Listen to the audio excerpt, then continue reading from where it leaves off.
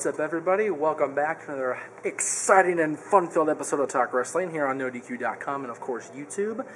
Today, we are bringing back, by popular demand, as always, mailbag. Guys are Jones on the mailbag. I like that you're giving me positive feedback. That's awesome. I will definitely bring the mailbag back a lot if you give me the feedback, because I love answering the questions. That's cool. This is from Street Balla Gumby. I love these names on YouTube. You guys are crazy. It was great to hear the WWE signed Booker T and Kevin Nash. Now, with Booker doing color commentary on SmackDown, does that leave Matt Striker as the main lead on Superstars? Also, what was your take on Booker and Nash's Chet Lemon and Black Snow and TNA? What the hell is that? I'm glad you know what they're talking about. I don't have a clue. I don't know what the TNA thing is, so okay. Did you want to help me out? Remember when they took over Impact? The Mafia? Yeah. I don't remember the names, though. Yeah, they did the announcing. Oh, they just called themselves that when they were announcing? Yeah. That's stupid. I don't remember it, obviously, so it couldn't have been that big a deal. Anytime Nash is on commentary is funny. You know, he proved that in the NWO days, and Booker's been a great color commentator since he's returned, so, you know, I guess it must have been good, but I don't remember.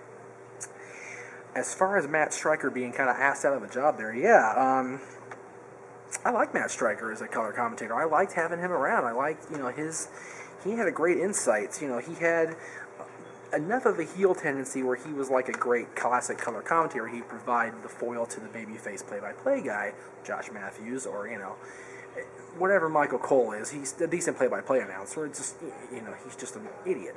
But I'm kind of pissed they have now, you know, I guess they felt that Cole being there was enough of a heel presence where they didn't want, you know, Matt Striker's heel tendencies to go along with it. I don't know. Personally, I think that they need to bring Matt Striker back on one of the lead shows. You know, if Lawler retires, put him on Raw with freaking Cole, whatever, you know. Works for me. This is from Scouser Like WWE. What do you think of Christian, and do you think he'll ever become World Heavyweight Champion? Vince said he wanted this WrestleMania to be the best one, and the fans want Edge versus Christian. Edge has asked for this match repeated times but has been refused. Does Vince hate him? I mentioned this on the Chamber review. It's not that Vince hates Christian. It's the fact that Christian asked for his release and pulled a Kurt Angle and left and went to TNA and was successful. Won the NWA World Heavyweight Championship twice. And to my knowledge, and Aaron, if I'm wrong here, correct me now, has anybody that left WWE for TNA and won the championship there come back to WWE and been a world champion? No. Christian won the ECW title, but everybody shits on that title. The WWE version of it, anyway. So, you know, the logical course of action there would have been to have Christian, you know, win the Chamber match if he was in the Chamber and face Alberto and kill that feud off. Or have Alberto just get annihilated and have Edge versus Christian at WrestleMania. Something like that. Apparently Vince doesn't think he has a main event look. That's the Christian. Yeah, that's the internet rumor. This guy carried TNA on his back for 2 years, along with Angle. He had a huge following before he left. The Peep Nation was strong, brother. And when he came back, the people were all over it. He carried ECW on his back for months, too. And granted, that's not hard to do, but, you know. Oh, God. You know, whatever. I'm not going to be angry Jeff today. I'm not going to be angry Jeff, but Vince is an idiot. Christian's awesome. Christian has a main event look. Seriously, does Christian not look like a main eventer, but The Miz does? The Miz is a main eventer and Christian's not. Dude, nobody loves The Miz more than me and my crew, okay? But Christian should be a world champion, too. Stupid. Alright, this one is from JVecchios91. Hey, Jeff, do you think the TNA would use Jeff Hardy's drug issues as a gimmick like WCW did with Scott Hall? I know WWE mentioned his drug issues during the feud with CM Punk, but do you think TNA will take it that far since his drug issues are well known? I see where you're going with that, Javekios, and the fact that TNA seems to be impersonating WCW at every turn. And, you know, yes, they used Scott Hall's drunkenness as a gimmick, which was the stupidest thing they could have ever done, because, you know, they paid him to act drunk, so they fed the addiction. You know, oh, I'm supposed to be drunk, I might as well be drunk.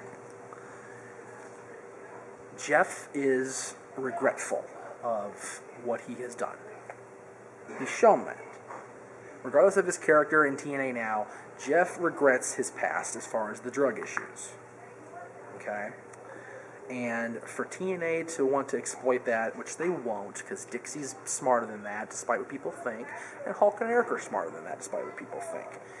Jeff Hardy is perfect as the jilted hero who got crapped on, and now he's the antichrist, and screw the fans. He doesn't need to be some stoned out fool stumbling over himself because he's too hepped up on drugs to function in the ring. Because Jeff Hardy, whether you like him or not, is an amazing athlete, okay? You know, unlike his, you know, Pillsbury Pudge Boy brother, Matt. I mean, I'm a fat bastard, don't get me wrong, but Matt needs to go on the Slim Fast before he starts wrestling without shirts again, okay? Because when he came to TNA, he was sticking out of that shack a little bit too much, you know? Matt could use some drugs and lose the weight, dude. Get on some freaking, you know, on some speed or something, seriously. But no, it's stupid to want to exploit a drug issue. I mean, you know, drugs are such a negative thing in today's society, with the exception of marijuana. You know, and you know, nobody's a bigger pothead than Rob Van Dam, and he makes it well known. But they don't exploit that. They don't have to, because Rob's that good. They don't need to exploit Jeff's drug issues to make him get over. Jeff is over because he's Jeff Hardy. Anyway, thank you all for the questions, all three of you, and I'll definitely do some more mailbag in the future, and with that, we will end this episode of Talk Wrestling.